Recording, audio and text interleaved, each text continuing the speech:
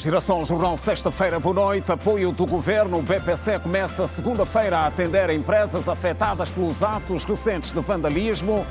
Financiamento ao terrorismo em Angola. SIC anuncia detenção de cidadãos nacionais e estrangeiros de suposta nacionalidade russa. Alimentação saudável. Famílias em Luanda gastam mais do que gastavam há 5 meses para uma refeição equilibrada. Benguela, sexta edição da Feira dos Municípios e Cidades de Angola arranca amanhã. Presidente da República chegou hoje à terra das acácias rubras. Cooperação reforçada. Terminou a visita de Estado a Angola do Presidente da República Socialista do Vietnã. Girassol Jornal, sexta-feira, 8 de agosto. Vamos informar. Bem-vindos.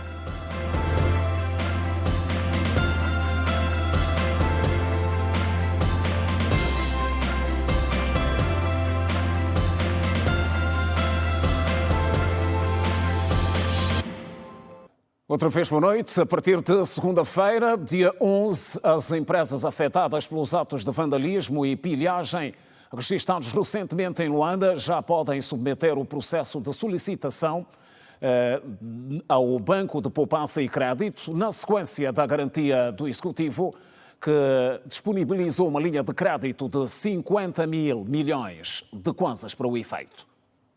O Banco de Poupança e Crédito, BPC, assegura que estão criadas as condições para receber, a partir de segunda-feira, dia 11, processos de solicitação de crédito das empresas vandalizadas recentemente. Confirmou à Rede Girassol o diretor de Comunicação e Marketing do BPC, José Matoso. De facto, as condições estão criadas para que, a partir do dia 11, segunda-feira, as empresas que foram vandalizadas, que foram pilhadas durante os dias de instabilidade na cidade de Luanda, possam acorrer ao BPC, mais propriamente ao nosso centro de empresas, Nkwame Nkrumah, que fica na rua Nkwame Nkrumah, junto ao prédio do livro, para submeter então a documentação para solicitar o processo de crédito, para abrir o processo de crédito. José Matoso detalhou as condições necessárias para que as empresas que sofreram atos de vandalismo e pilhagem estejam habilitadas ao crédito. Tem que haver boa-fé por parte das empresas para garantir que apenas empresas que tenham de facto sido prejudicadas por estes atos deem entrada de processos. Então, boa-fé e bom senso é o primeiro fator que tem que estar aqui presente. A seguir, há um conjunto de critérios a ser cumprido. Estamos aqui a falar de uma declaração de prejuízo. A declaração de prejuízo é uma declaração que comprova, então, o nível do prejuízo que a empresa teve. Quando estamos aqui a falar do nível, é um nível financeiro, a nível monetário. Tem que ter também uma declaração de pagamento de salários, porque um dos fins deste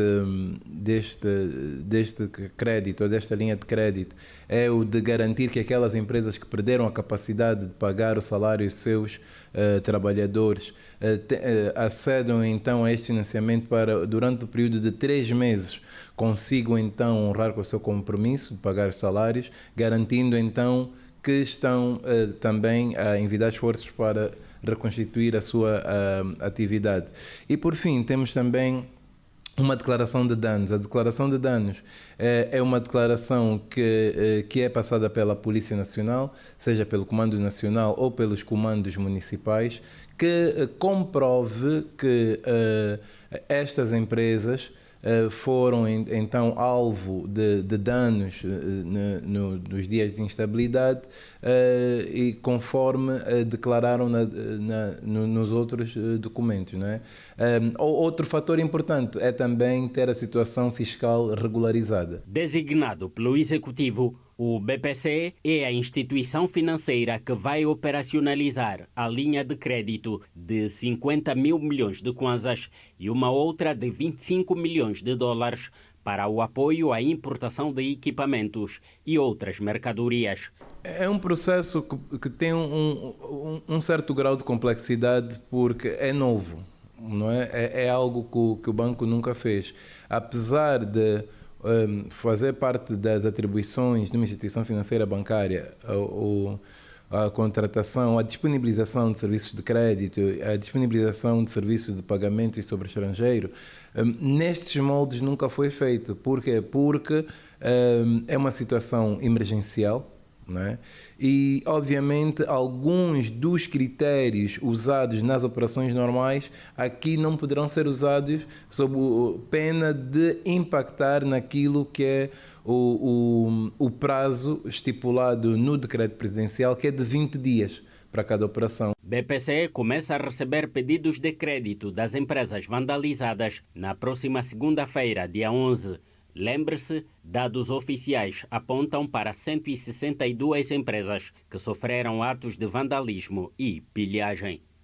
O Serviço de Investigação Criminal anunciou a detenção de 3 cidadãos nacionais e outros 2 cidadãos estrangeiros de nacionalidade, supostamente russa, por fortes indícios da prática dos crimes de associação criminosa, falsificação de documentos, terrorismo e financiamento ao terrorismo. Relativamente à detenção de 3 cidadãos nacionais, diligências feitas mediante cumprimento de mandatos de detenção emitidos pelo Ministério Público, procedeu à detenção na cidade de Luanda, ainda no dia 7 de agosto, de 2 cidadãos estrangeiros de nacionalidade supostamente russa, identificados por Igor Rachin, também conhecido por Igor, 38 anos, e Liev Lakstanov, também conhecido por Liev, 64 anos, por fortes indícios da prática dos crimes de associação criminosa, falsificação de documentos, terrorismo e financiamento ao terrorismo, consubstanciado no recrutamento e financiamento de cidadãos nacionais para a produção de matérias de propaganda e difusão de informações falsas nas redes sociais, promoção de manifestações e pilhagem. Referir que a detenção destes decorre de uma aturada investigação em curso que detectou que estes indivíduos estão ligados a organizações criminosas internacionais que atuam em África e se dedicam à produção de estratégias de campanhas de desinformação e de propaganda nas redes sociais, nos países em fase de pré-campanhas ou mesmo em campanhas eleitorais, legislativas ou presidenciais, para mudança de regimes legalmente estabelecidos através da alteração da ordem. O SIC determinou a participação direta destes na associação criminosa com os nacionais já detidos, sendo possível, em sede da microoperação realizada, apreender diversos meios de prova, tais como computadores de diversas marcas, cartões de memória, disco rígido externo, pendrives, vários telemóveis, cartões SIM, diversos documentos e recibos de transferências financeiras para a prática da atividade criminosa.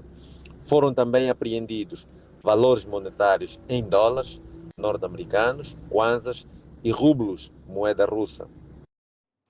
O Presidente da República, João Lourenço, convocou o Conselho da República para uma sessão extraordinária a realizar-se no dia 11 deste mês, a fim de analisar a situação de segurança pública no país.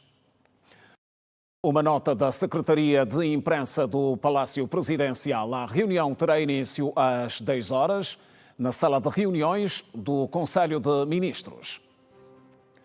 Outros destaques. No Girassol Jornal, o Conselho das Igrejas Cristãs em Angola e a Associação Nacional dos Taxistas de Angola mantiveram um encontro nesta sexta-feira com o objetivo de promover o diálogo como mecanismo de resolução de conflitos. Na ocasião, o presidente da ANAT reafirmou que não há previsão de paralisação dos serviços de táxi nos próximos dias, afastando os rumores que circulam sobre uma possível greve.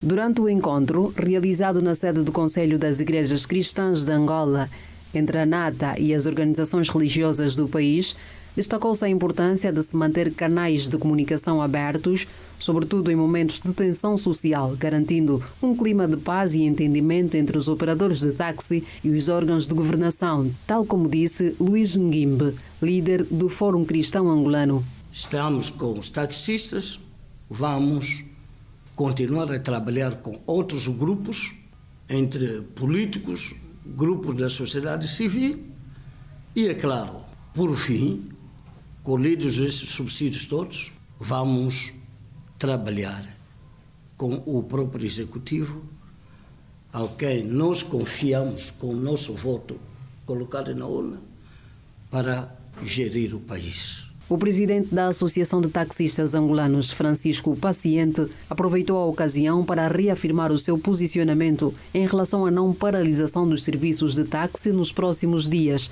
afastando os rumores que circulavam sobre uma possível greve no setor. A informação que está a circular nas redes sociais é, na verdade, uma informação forjada por vários grupos, supostas milícias digitais, que, por fins inconfessos, querem efetivamente usar a força dos taxistas para criar dificuldade para a sociedade. Entretanto, a nossa confirmação aqui junto da Igreja Angolana é, na verdade, uma prova inequívoca de que não haverá nenhuma paralisação da atividade de táxi em Angola, não só em Luanda. Por outro lado, Francisco Paciente manifestou preocupação com o decorrer do processo de detenção do vice-presidente da ANATA, a qual pediu a intervenção e o apoio da Igreja. Pedir a intercessão da Igreja para que os nossos governantes, as instituições de justiça, deem a liberdade àquele jovem taxista que nada tem a ver com as situações que ocorreram naquela data. Entretanto, nós, enquanto Associação Nacional, condenamos veemente tudo aquilo que aconteceu naquela data e reafirmamos que não é, nem são os taxistas que protagonizaram tal ato. Já o secretário-geral do Conselho das Igrejas Cristãs de Angola, Vladimir Agostinho, apelou ao espírito de tolerância e cooperação mútua, sublinhando o papel das igrejas na promoção da estabilidade social e na mediação de conflitos. Mas isto não se resolve com vandalização, não se resolve com pediagens, não se resolve com tudo aquilo que nós vimos no dia 28, 29 e 30. Nós não gostaríamos de voltar a reviver aquele triste cenário em que vidas se perderam. Isto resolve-se com diálogo. E é com este sentimento que nós convidamos a ANATA e continuaremos a convidar outras associações para dialogarmos e, finalmente, estaremos reunidos com o governo angolano para mostrar aquilo que nós temos estado a acolher. Como sabem, a Igreja tem uma missão profética e, por isto, no âmbito desta missão profética, nós estamos a colher todas estas informações. A Igreja Angolana e a Associação Nacional de Taxistas de Angola mantiveram um encontro nesta sexta-feira com o objetivo de promover o diálogo como mecanismo de resolução de conflitos. Atualmente, em Luanda, as famílias gastam, em média, entre 8 a 15 mil kwanzas para terem uma refeição saudável, mais 3 a 5 mil kwanzas do que se gastava há 5 meses. É o que revelaram alguns chefes de família, ouvidos pela nossa reportagem. A carência de alguns produtos da cesta básica refletem-se no bolso do cidadão e, consequentemente, na qualidade da refeição que chega à sua mesa. Famílias em Luanda afirmam estar a gastar mais atualmente com uma alimentação equilibrada se comparado há 4 meses. Márcia Dalla, moradora no bairro Popular, tem 8 membros em casa. Diz que gasta até 10 mil kwanzas para ter uma refeição equilibrada. Atualmente gasta-se mais, porque as coisas estão muito mais caras. Depende muito de quantas pessoas... Está por 7 membros. Gasta acima de 10 mil kwanzas para ter uma refeição digna. Tenho 7 pessoas em casa e a minha refeição vai 10, 8, 7, varia, independentemente da alimentação que você quer comer nesse dia. Se for, por exemplo, uma boa carne abatida, tinha que ser mais ou menos de 7, 8 mil para uma boa refeição, para além dos outros componentes que vai acompanhar a carne. Ou seja, cada tipo de refeição tem o seu custo. Segundo Mariana Teixeira, uma refeição simples pode lhe custar até 6.000 kwanzas. Por exemplo, um arroz com feijão, arroz com batata e frango, peixe. Essa é a nossa comida do dia a dia. Varia de 5 para 7. Se quiser comer, por exemplo, um bitoque, vai gastar mais ainda. E varia de 10 para cima, dependentemente do número da pessoa que temos em casa. Entretanto, Sônia Pedro diz ter 3 membros em casa. Gasta até 15.000 kwanzas para ter uma refeição, ao que chamou de primeira. Por ali, 8.000 kwanza diariamente. Varia. Há dias que você pode levar aí 10.000 kwanza. Da boa refeição mesmo, de primeira, né? 10 a 15.000 kwanza pode ser. Se comparado a 4 meses, a última vez que a Rede Girassol constatou estes dados das famílias em Luanda, os preços no mercado informal tiveram uma variação entre 25% a 66%. Atualmente gasta-se mais, antigamente gastava-se menos. Porque a cesta básica subiu, todos os dias sobe. Então atualmente nós estamos a gastar mais do que aquilo que nós ganhamos até. Porque tudo está muito caro. O litro de óleo está a 2.500 kwanza. Tem casas que não estão a conseguir comprar caixa, estão a comprar litros. E tem casas também que estão... Tem pessoas, por exemplo, que compram óleo de 1.000, de 500. O óleo, o arroz, o peixe, a carne, a fuba é que está mesmo a nos fatigar. Está mesmo caro. Preços no mercado informal sobem e pressionam o custo de cada refeição aos luandenses. Ora, e o Girassol Jornal recebe hoje o Dr. Domingos Cristóvão, é especialista em saúde pública. Boa noite, doutor, bem-vindo. Boa noite, Simão. Boa noite a si que nos assiste a partir de casa. O regresso ao Girassol Jornal hoje para falarmos, doutor, da alimentação saudável. Exatamente. Portanto, na alimentação saudável temos 3 aspectos principais. Primeiro é a higiene dos alimentos, a higiene da pessoa, a conservação dos alimentos, o preparo e aquisição dos alimentos. Como relacionar isto ao poder de compra? Ok. Portanto, o poder de compra, aqui começamos pelo último, aquisição dos alimentos. Portanto, há locais em que nós podemos conseguir alimentos bem conservados, portanto, naquelas superfícies em que há uma conservação adequada dos alimentos. É um pouco mais caro. Mas temos outros lugares em que também pode-se conseguir alimentos, mas de uma forma pouco higiênica. Portanto, aqui é preciso equilibrar esses 2 aspectos, porque alguns compram no mercado, outros compram nas superfícies. Nas superfícies, geralmente, tem melhor conservação do que nos mercados. No mercado tem menos, mas então aqui o equilíbrio vai ser no preparo, portanto, no preparo e na higiene. Quando começamos na higiene, portanto, aí começamos a dizer que a pessoa que vai fazer o preparo dos alimentos precisa ter as mãos limpas antes de começar a preparar. O local onde vai preparar os alimentos, aquelas tábuas que se faz o corte dos legumes, dos bifes, do peixe, etc., precisa ser também higienizado antes de poder fazer o preparo dos alimentos. O segundo aspecto é, portanto, o preparo. Portanto, quando nós vamos preparar os alimentos, há uma necessidade de ter uma fervura adequada para os alimentos. Aqueles que, sobretudo, que são perecíveis, como carnes, frangos, etc., precisam ter uma fervura boa no sentido de eliminar a probabilidade dos alimentos contaminados, porque pode haver alguns vermes ou micro-organismos que podem eventualmente deteriorar os alimentos para que eles possam efetivamente ser aniquilados pela fervura. Isso é importante.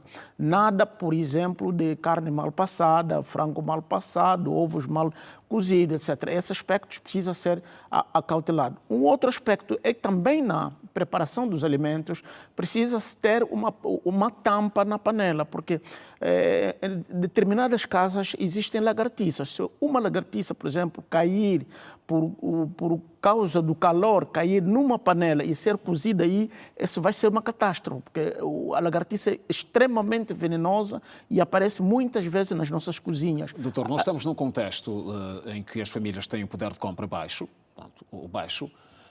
mas a necessidade de garantir a alimentação equilibrada, de forma de salvaguardar a saúde. Nesses aspectos, precisamos escolher corretamente os alimentos. Portanto, o que é que se recomendaria aqueles alimentos que já parecem, à primeira visão, alterado a cor, a consistência, ou aparecem já alguns bolores, portanto, aquela cor esverdeada, esses alimentos provavelmente estão deteriorados. Então, seja como for a sua condição econômica, prefere não comprar esses alimentos, porque, em princípio, vão já trazer algumas doenças. Porque os alimentos podem ser, além de serem aqueles que são impróprios para o consumo, tem aqueles que são deteriorados ou aqueles que são contaminados. Portanto, 3 aspectos diferentes. O que é um alimento deteriorado? Aquele que perdeu as suas condições neurolépticas, portanto, o gosto, o sabor, a cor, etc.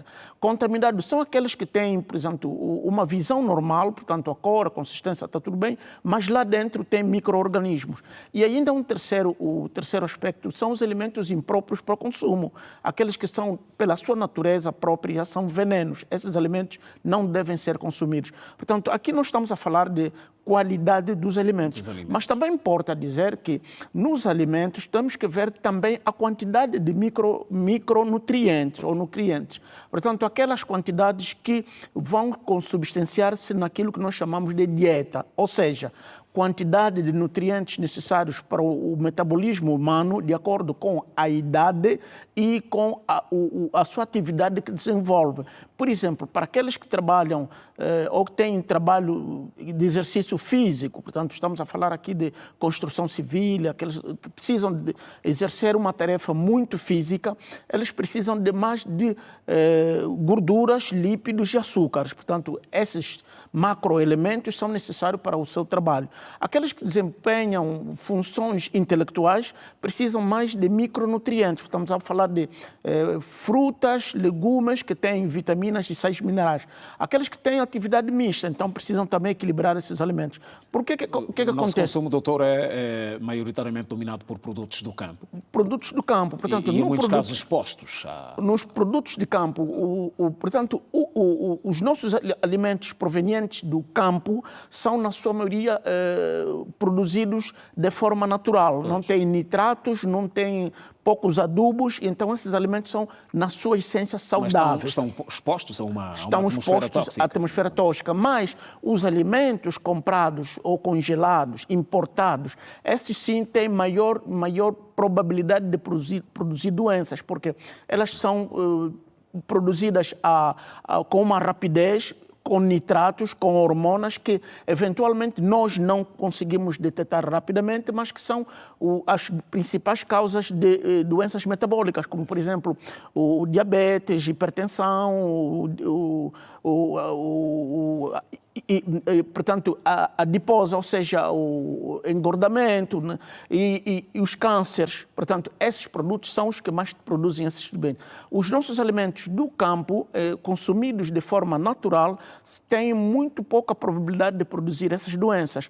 Porém, precisam ser simplesmente bem higienizados antes do consumo. Sobretudo aqueles que são consumidos crus, como legumes, frutas, hortícolas e etc.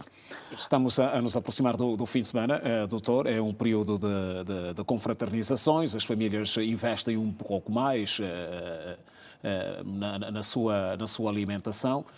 O que é que recomendaria para quem espera amanhã ir às compras? Portanto, para quem vai às compras amanhã, gastar pouco, para gastar pouco é preciso ver os nossos legumes. Portanto, estamos a falar de repolhos, estamos a falar da quizaca, das menguelecas, das folhas de batata. Esses são produtos muito nutritivos e com pouca possibilidade de nitratos.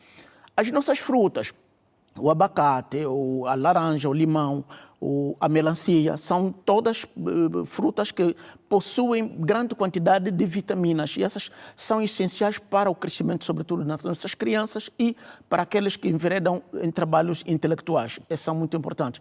Agora, é preciso reduzir aquelas que produzem muito consumo de, portanto, substâncias que aumentam a quantidade dos lípidos, portanto estamos a falar de gorduras, aquelas que causam colesterol no organismo, essas, sobretudo nas idades avançadas e reduzidas, essas precisam ser reduzidas. E a quantidade do sal também é muito importante que a quantidade do sal seja reduzida nos alimentos para que não desenvolvam então as diabetes. Agora, para aqueles que vão fazer o fim de semana, cuidado com os bolos, né? Os bolos têm muito açúcar e também podem eventualmente produzir ou incentivar para aqueles que já geneticamente são expostos a diabetes.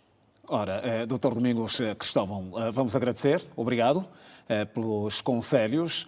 Ficaram aqui recomendações para as famílias, vem aí o fim de semana, salvaguardar a saúde é o que se recomenda. E recomendamos, portanto, para aqueles que vão comer em determinados locais fora de casa, primeiro verificar a higiene do local onde vai comer. Portanto, é bom sempre que os donos dos bares, restaurantes similares, exibam sempre a última inspeção sanitária para que as pessoas tenham a noção de que este foi visitado por técnicos e que as condições, quer da cozinha, quer dos produtos, estão saudáveis. Portanto, para si que vai comer fora, é importante que tenha isso em conta, porque é daí que nós podemos salvar. A alimentação saudável é uma saúde para todos. Obrigado mais uma vez, Dr. Muito obrigado.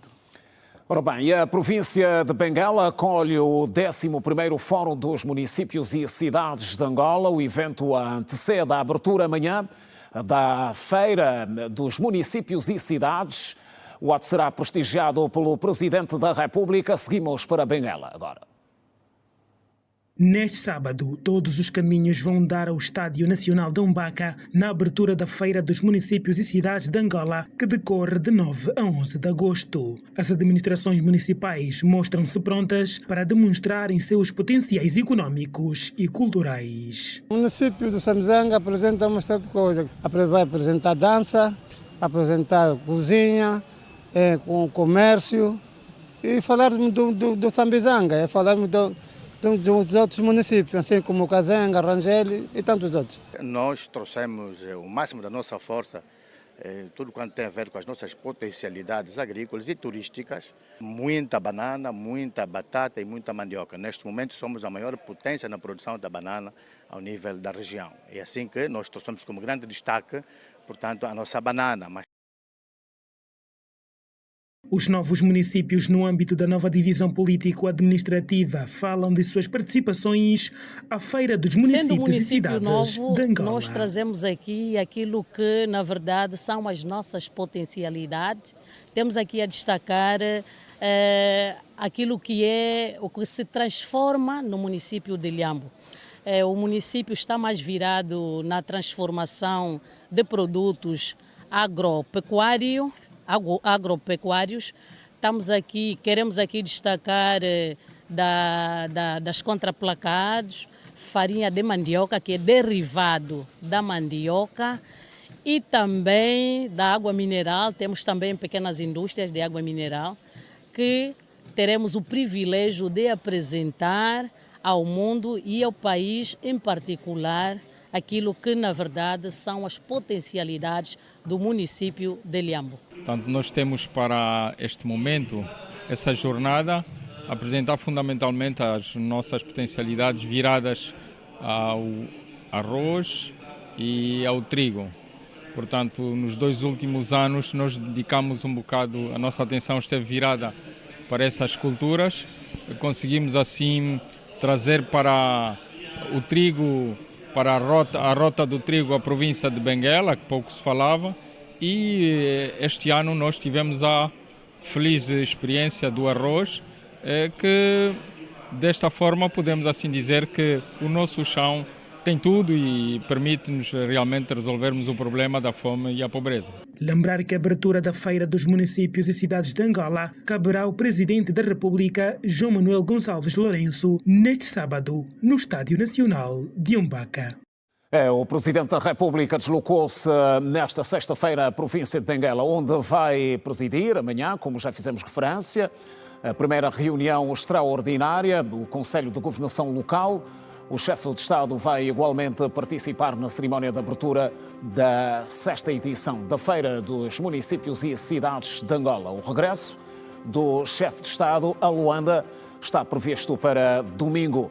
E em Benguela está a equipa Girassol destacada para cobrir esta jornada do Presidente da República e tudo em torno da Feira dos Municípios e Cidades de Angola. Alberto Capitão junta-se a nós em direto. Boa noite, Capitão.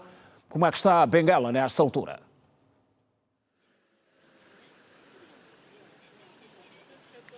Viva, muito boa noite, Simeão Mundula, boa noite à nossa audiência. Por esta altura, a província de Benguela está a registrar um movimento calmo, com a expectativa também sobre aquilo que virá a ser esta edição da Feira dos Municípios e Cidades de Angola. Os debates aqui estão em volta sobre quem será o município vencedor desta edição e a província que poderá levar o galardão de ouro de melhor expositora nesta edição da Feira dos Municípios e Cidades, tal como fizemos menção também há instantes na peça do António Mateus, relacionada aqui à expectativa dos administradores municipais.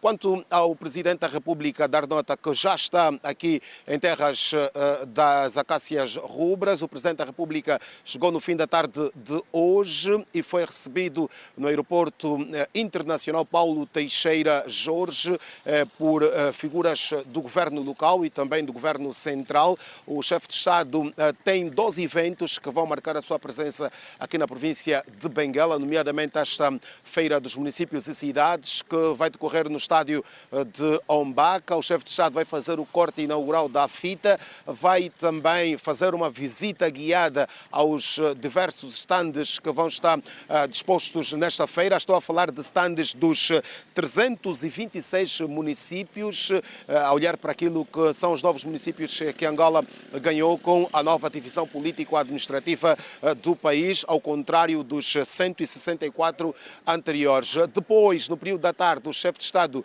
deve orientar esta primeira reunião extraordinária de governação local, um evento que vai decorrer aqui mesmo por trás, no caso bem atrás do local em que nos encontramos. Falo do Museu de Arqueologia, onde o chefe de Estado vai orientar esta reunião, que vai analisar aquilo que é, por esta altura, o estado da governação local, os desafios da governação nas mais diversas províncias e, fundamentalmente, nos municípios. Um evento que vai contar com a participação de ministros, governadores e, claramente, também administradores municipais. É um momento que vai ser aproveitado para passar em revista os grandes desafios da governação local, que passam por melhorar as condições de vida das populações de todo o território nacional.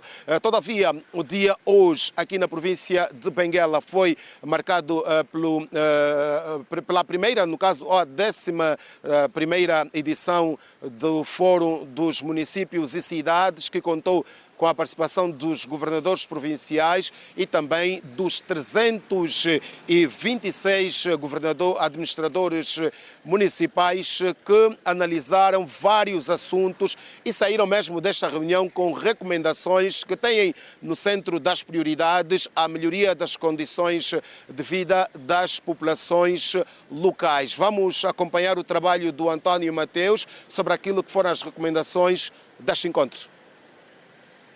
Terminou nesta sexta-feira em Benguela o 11º Fórum dos Municípios e Cidades de Angola. Os administradores municipais mostram-se prontos para implementar as recomendações do Fórum aos seus municípios, a exemplo do administrador de Quilenques. Quer do ponto de vista das infraestruturas, a partir das infraestruturas, do ponto de vista do combate à pobreza, do ponto de vista de, a conectividade, entre municípios, do ponto de vista digital. Quer dizer, há muita coisa que Leng vai aproveitar por causa deste encontro. Estes encontros fazem bem. Primeiro é que une os administradores, há pontos de vistas divergentes, convergentes.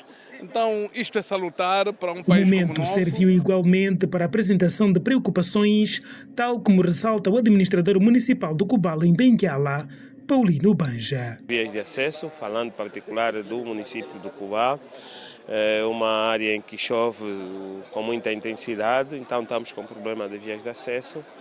E outro sinal mesmo, o próprio apoio para o próprio desenvolvimento dos municípios. Então foram todos debatidos e, de certa medida, temos consciência de que, à medida em que os recursos vão de aparecer, e tal como foram resolvidos outros problemas e como é, de facto, tangível o PIM e o Programa Integrado de Desenvolvimento de Combate à Pobreza, também haverá outros e temos consciência de que, a seu tempo, muitos dos seus problemas ali serão resolvidos a seu tempo. O desafio agora passa pela concretização no envolvimento dos cidadãos na governação local, tal como fez saber o administrador municipal dos Gambos. Nós estamos numa nova era de governação, a chamada era da inclusão social, da participação do cidadão nos seus mais variados aspectos, e pensamos que uma liderança deve ser aberta, deve ser coesa, deve criar empatia e solidariedade com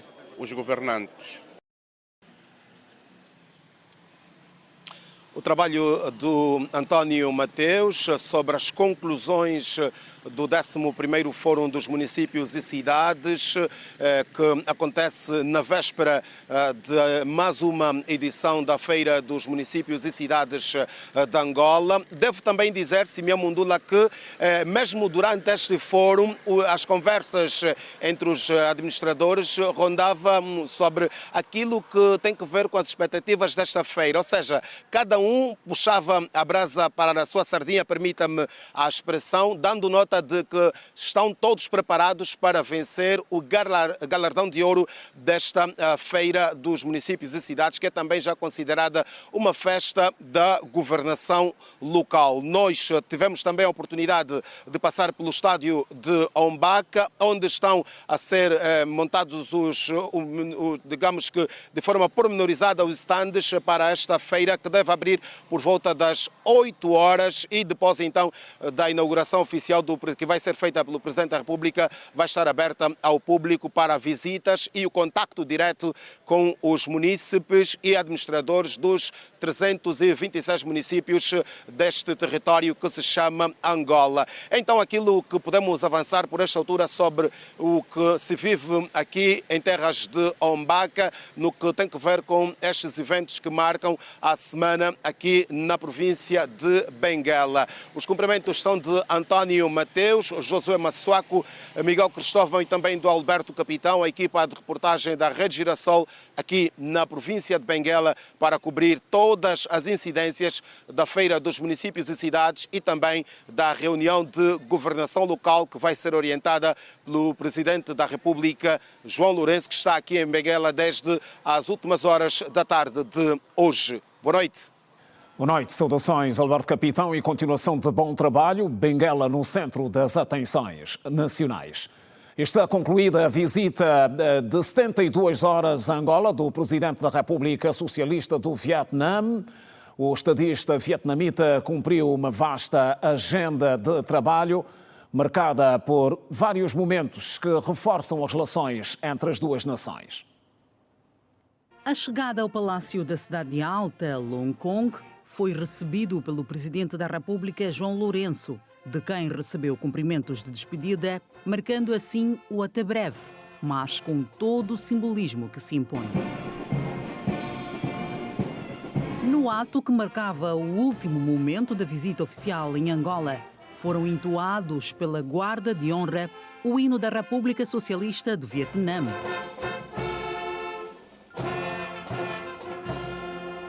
E da República de Angola. As despedidas foram extensivas para a delegação vietnamita, o que não demonstrava um adeus. Mas um volta sempre. Antes mesmo da ida ao Palácio Presidencial, Kong visitou na manhã desta sexta-feira o Museu de História Militar, um lugar que guarda um pouco da história de Angola. No monumento cultural do país, o estadista vietnamita viu as peças e os vários meios militares expostos no local.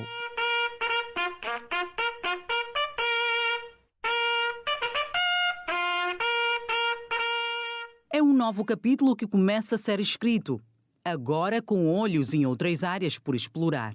Com a assinatura dos 7 instrumentos jurídicos nas áreas da defesa, da segurança, justiça, comunicação social, comércio, petróleos e outros, os documentos servirão de base para a cooperação que os dois países pretendem atingir nos próximos tempos. Os laços de amizade e as relações entre os dois países datam de 12 de novembro de 1975, um dia após a independência de Angola.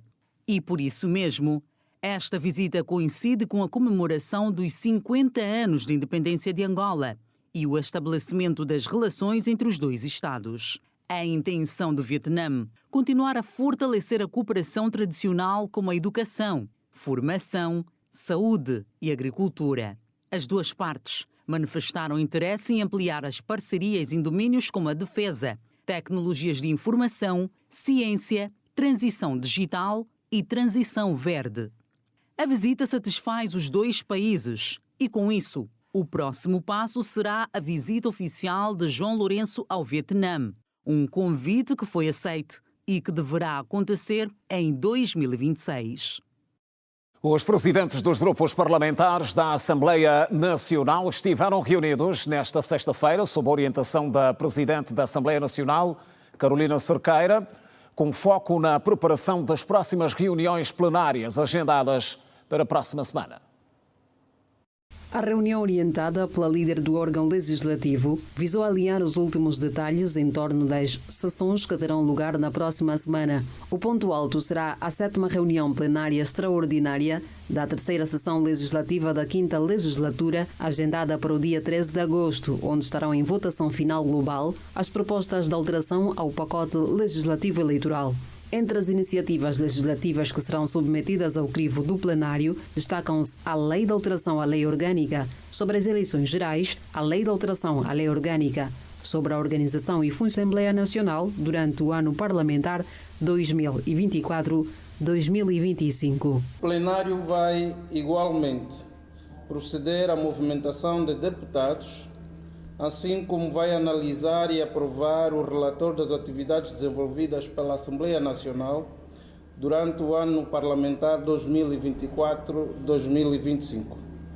Finalmente, informamos que no dia 15 de agosto terá lugar a reunião plenária solene de encerramento da 3ª sessão legislativa da 5ª legislatura da Assembleia Nacional. Estamos a informar, é o Girassol Jornal. Seguimos para o primeiro intervalo. Volte connosco. Até já. Estão de volta as notícias no Girassol Jornal. O governo da Zâmbia venceu uma batalha judicial para a transladação dos restos mortais do antigo presidente Edgar Lungu, falecido no mês de junho, na África do Sul. A batalha judicial foi travada entre o Estado zambiano e a família do ex-presidente, que teria deixado diretrizes sobre como devia ser a sua cerimónia fúnebre. 1 mês e 3 dias depois da morte do ex-presidente da Zâmbia, o Estado zambiano ganhou legitimidade para cuidar do enterro do antigo chefe de Estado, Edgar Lungu, que descansa no sono eterno desde 5 de junho. A legitimidade foi dada por um tribunal da África do Sul, que decidiu a favor do governo zambiano, numa disputa com a família de Edgar Lungu, que alegava que o ex-estadista, entre 2015 e 2021, tinha deixado expresso o desejo de não ter o atual presidente do país, Hakainde Hichilema, adversário político, perto da urna contendo os seus restos mortais. Por isso, a família pretendia que Edgar Lungu fosse enterrado na África do Sul, onde faleceu vítima de doença. Entretanto, a 20 de junho, o Tribunal Sul-Africano suspendeu os planos para o enterro do ex-estadista, marcado para aquele dia, poucas horas antes do início da cerimónia. O governo da Zâmbia abordou o tribunal argumentando que Lungu deveria receber um funeral de Estado e ser enterrado num local designado na capital da Zâmbia, Lusaka, como todos os outros presidentes desde a independência em 1964. Em resposta, a Corte Judicial disse que o corpo de Lungu deveria ser entregue a um representante do sistema judicial para melhorar a tragédia humanitária no enclave e advertiu que Gaza pertence aos palestinianos. As autoridades francesas anunciaram o controlo daquele que é considerado o maior incêndio florestal registrado no país. Desde 1949, o incêndio consumiu 16 mil hectares de floresta e vilarejos no sul de França, entre terça e quinta-feira. Apesar de conterem já o incêndio, por via de um comunicado, as autoridades asseguraram que os bombeiros permaneceriam destacados na área nos próximos dias para proteger o local e evitar incêndios. Wambo, gestão financeira exemplar, capacitação, em destaque.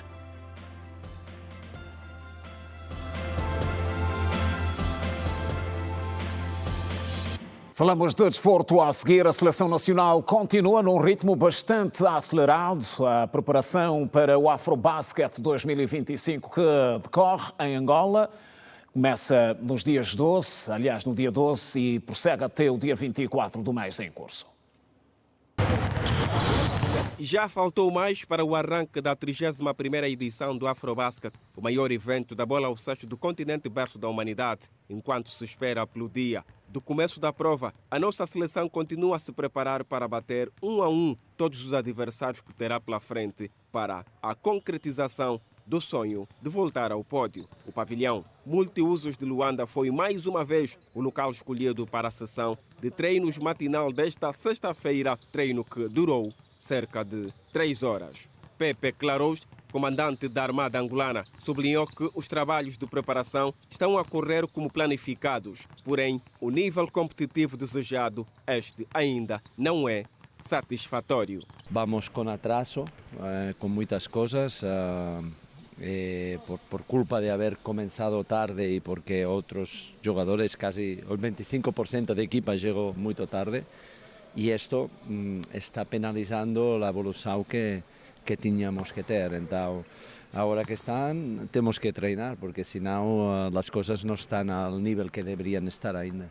O treinador espanhol continua com um grupo composto por 15 jogadores. No entanto, Clarous já sabe basicamente com quais ativos vai disputar o Afrobasket 2025.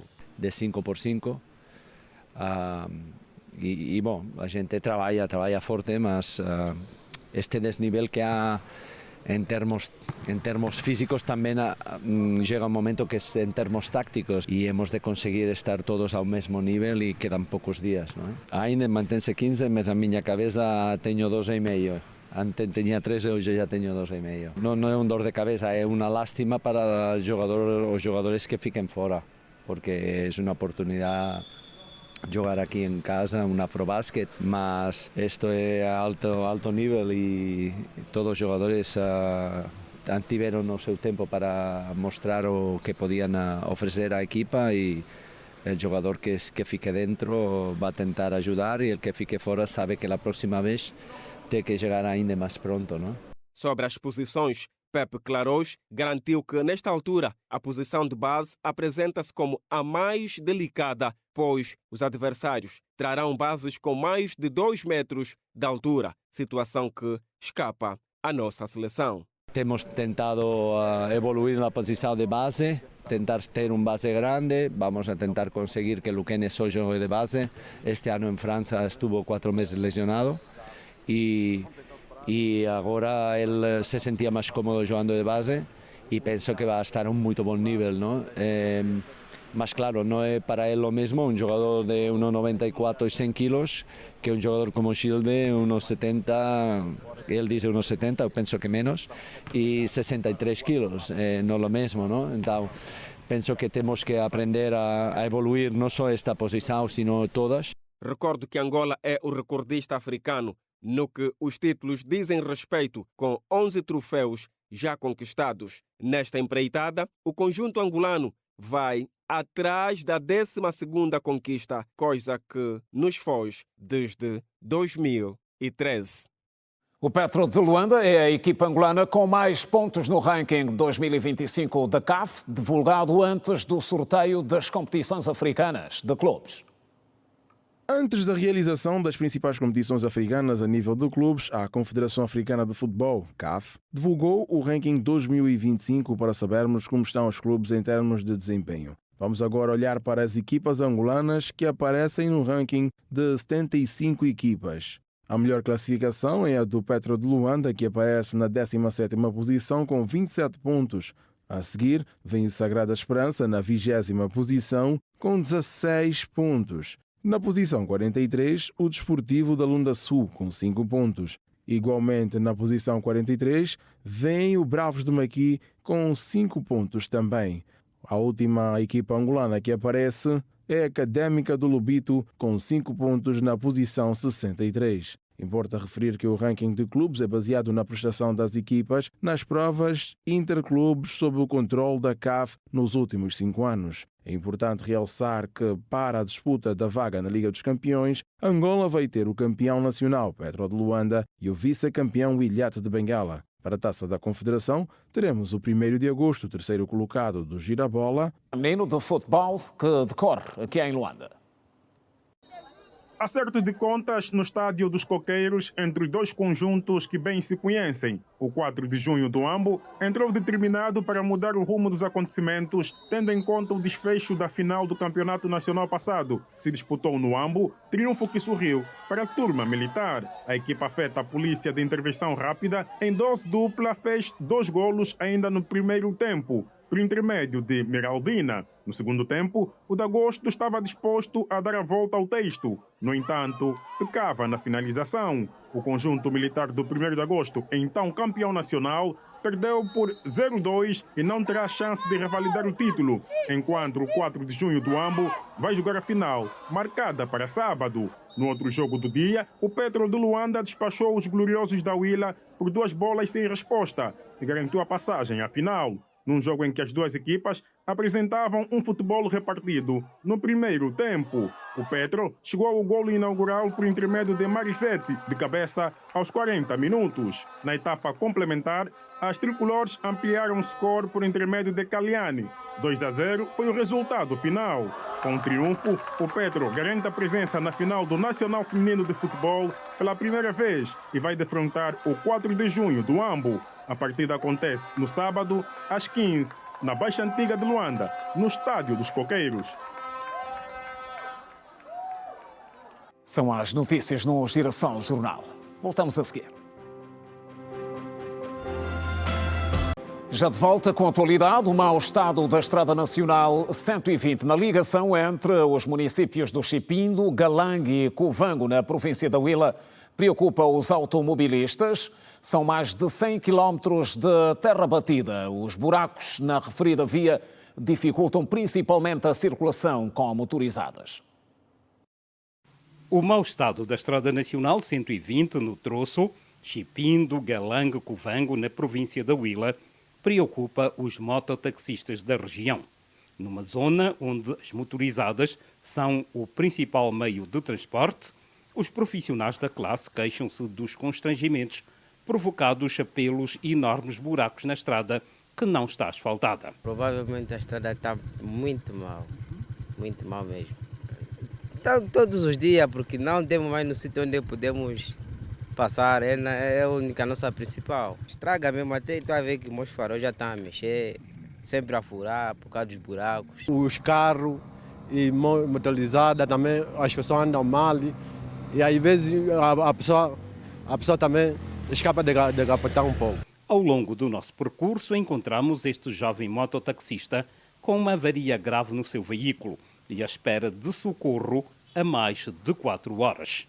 A danificação do nosso meio, acredito que é a via que não está nada boa.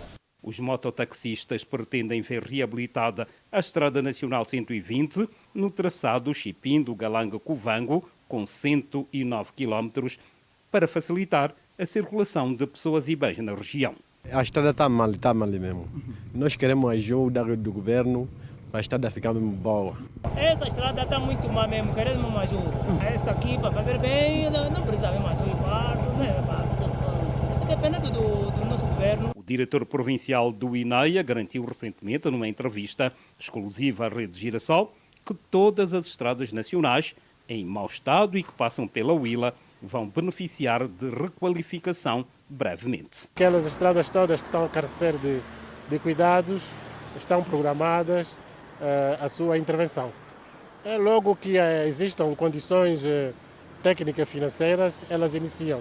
Elas já estão, a maior parte delas já estão estudadas, adjudicadas e só falta conformar todo esse processo com a condição financeira. Uma plataforma tecnológica nacional voltada para o combate aos crimes financeiros foi lançada nesta sexta-feira aqui em Luanda. A solução tecnológica é vista como ferramenta essencial para o setor financeiro, tanto para as instituições públicas como privadas.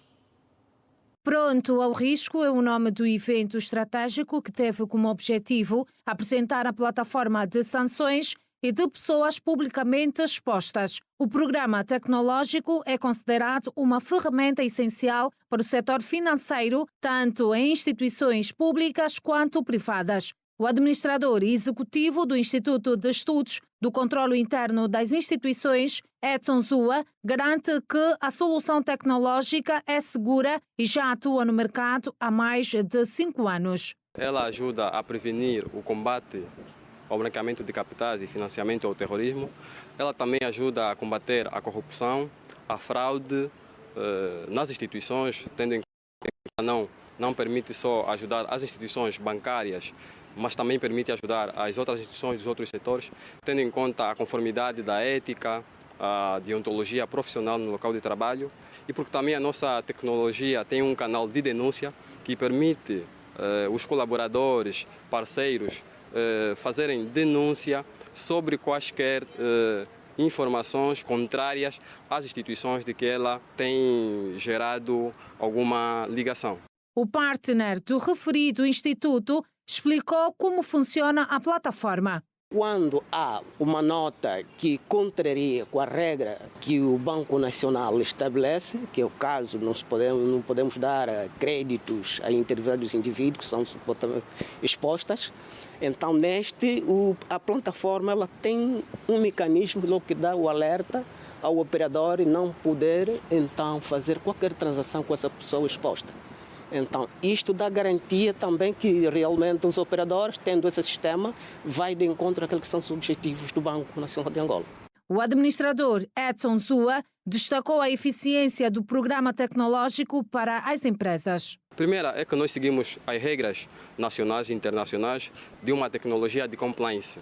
Essa é uma das primeiras garantias. Segundo, da análise feita no mercado das outras soluções tecnológicas, a nossa solução ela comporta vários módulos, mais de 17 módulos, que suportam a garantia de que ela está adaptável e capacitada para poder dar resposta ao combate e à prevenção ao branqueamento do capital, de acordo com a Lei 5/20, Lei do Branqueamento de Capitais, que vigora no nosso território nacional. Não é a primeira, é a versão 1.2, porque já tem uma versão que nós estamos a usar desde o início da constituição da instituição. Por haver melhorias e de acordo às regras que estão a ser estabelecidas, tanto a nível nacional, de acordo à Lei 5 e os avisos estatuídos no BNA, então fizemos também algumas atualizações, por essa razão que dissemos que a nossa solução é a maior de Angola. Por outro lado, a especialista em compliance afirmou que o país está a dar passos firmes para a implementação da plataforma no setor empresarial. Tem a ver aqui com uma questão estrutural. Nós começamos a fazer a implementação do compliance, isto é, eu creio que no ano de 2011, muito mais por conta dos bancos correspondentes. E de lá para cá nós temos estado a dar passos significativos para a implementação disso. Eu penso que Angola, não obstante ainda não ter a implementação do compliance de forma muito abrangente para o setor empresarial público, mas marcou passos significativos nisso. O Iniscoin posiciona-se como uma plataforma estratégica agregadora de competências especializadas, capaz de oferecer respostas eficazes e alinhadas com os programas nacionais de compliance, gestão de riscos, prevenção e combate ao branqueamento de capitais e financiamento do terrorismo. Mais de 100 gestores escolares dos 17 municípios da província do Ambo debateram durante o encontro metodológico a gestão financeira exemplar, com foco nos desafios para o próximo ano letivo. O evento teve pela frente a IGAI e o Gabinete Provincial da Educação. A iniciativa visa promover a administração de recursos financeiros alicerçada em pilares como a transparência e a responsabilidade coletiva, seja nas instituições públicas e privadas de ensino. A implementação de medidas de censura administrativa foi igualmente abordada num certame em que participaram gestores escolares atentos aos principais desafios enfrentados pelo setor da educação. Os desafios são de diversa natureza, na medida em que, como poderão compreender, a GAI propõe-se ao controlo interno. E o controlo interno é o objeto de diversificar os desafios. Na verdade, vêm sendo tratados na dimensão em que os mesmos surgem para mitigar a satisfação do interesse público. Temos escolas e na maioria delas não são escolas orçamentadas. Não há dotação orçamental do Estado para o funcionamento integral das escolas. É assim que, em alguns casos, estas comparticipações servem essencialmente para cobrir despesas de funcionamento da própria escola. Durante o encontro, os participantes destacaram as dificuldades como a falta de comparticipações financeiras em algumas escolas, a movimentação constante de quadros e a carência de profissionais para o processo de ensino e aprendizagem. Temos vários desafios, principalmente no que concerne a falta de força de trabalho, que são os professores, empregados de limpezas, guardas. A nossa escola, de acordo com o decreto executivo, nós temos capacidade de matricular 1.170 alunos. Quadros é uma necessidade. Me refiro mesmo no quadro da sala. Um dos instrumentos que o professor vai usar para poder transmitir o conhecimento. A nível das escolas primárias que não têm praticamente orçamentos, deve haver praticamente sempre uma interação entre as direções de escolas, a comissão de paz e encarregados de educação e nunca praticamente cobrar nenhum valor, porque são valores que não vêm praticamente estipulados a nenhuma parte da lei. O evento também serviu para promover o intercâmbio de conhecimentos, experiências e boas práticas entre os inspetores da IGAI e os gestores escolares, com foco no fortalecimento da fiscalização e o acompanhamento do desenvolvimento educativo, seja no ensino público como no privado. Para os incumpridores, nós temos o caráter pedagógico a apelar, mas quando sejam contrárias e ultrapassam os níveis da legalidade, então surge a responsabilização. Cada agente público, cada agente da educação deve estar consciente de que a violação dos deveres a que se compromete com o juramento que fazem é passível de responsabilização. A IGAI é, de facto, um parceiro estratégico e pretendemos com eles estudar melhor os regulamentos, a aplicação dos regulamentos que visam melhorar a nossa atuação enquanto gestores escolares e, com isso, termos uma prática de atuação no ponto de vista administrativo que não lese os interesses do Estado e também os interesses daquelas pessoas que nós servimos.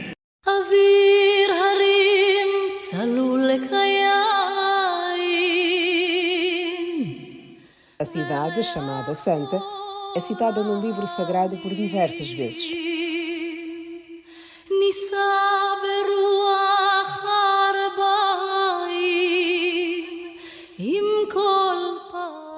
Jerusalém, do hebraico clássico, é a cidade escolhida por Deus para acolher o templo e ser o centro da adoração. A cidade contém lugares cristãos antigos e por isso é bastante visitada. Divide Jerusalém com a Cisjordânia. Profetas e pessoas comuns são enterradas nestes túmulos antigos. Arranjar um túmulo neste lugar custa qualquer coisa como 20 mil euros. Peregrinos buscam a esplanada das mesquitas, o Muro das Lamentações, o Santo Sepulcro e a Mesquita de Al-Aqsa. Isto está a ser espetacular. A calçada foi feita em pedra pura. Aquele troço por onde Jesus fez o périplo com a cruz e caiu diversas vezes. A Via Dolorosa é um troço de 700 metros, marcadas na Bíblia e preservadas pela história. A arquitetura é antiga e bem preservada. Fez parte do turismo religioso. Nesta pedra, Jesus terá colocado a sua mão. Então estou a pôr a mão aqui por toda a equipa da Rede Girassol. Não importa a religião, o que importa aqui é a fé.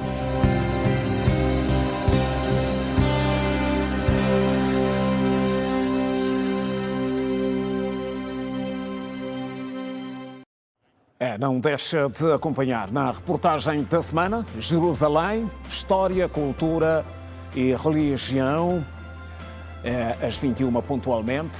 Já a seguir, nós ficamos por aqui, voltamos amanhã às 19h45, continuação da Boa Noite da semana.